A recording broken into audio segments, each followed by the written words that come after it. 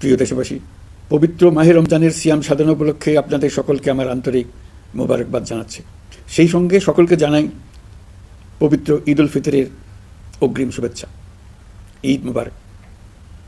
এবারের ঈদ স্মরণীয়ভাবে আনন্দদায়ক হোক এই কামনা করছি। বর্তমান সরকার দায়িত্ব গ্রহণের পর থেকেই দ্রব্যমূল্য নিয়ন্ত্রণে জোর ব্যবস্থা নিয়েছে।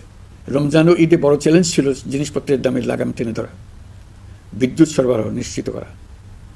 এই রমজানে যাতে কোনো পণ্যের দাম বেড়ে না যায় এবং বিদ্যুৎ সরবরাহ যেন বিঘ্নিত না হয়, সেই জন্য আমরা সর্বোচ্চ চেষ্টা করেছি। রমজান মাস জুড়ে সরবরাহ চেনের প্রতিবন্ধকতা কঠোরভাবে প্রতিহত করতে সব ধরনের ব্যবস্থা আমরা নিয়েছি।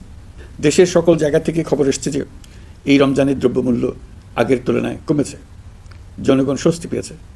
দাম নিয়ন্ত্রণে এই প্রচেষ্টা চলমান থাকবে। প্রিয় দেশবাসী, গত 16 বছরে শেখ হাসিনা যে ভয়াবহ লুটপাট কায়েম করেছিল, আপনারা সেটার ভুক্তভোগী ছিলেন। ছাত্র জনতার অভ্যুত্থানের মুখে তারা পালিয়ে যাবার সময় এক লণ্ডভণ্ড অর্থনীতি রেখে গেছে। এই পরিস্থিতিতে দায়িত্ব নেবার পর অর্থনীতি পুনরুদ্ধারের জন্য অন্তর্বর্তী সরকার নানা উদ্যোগ নিয়েছে।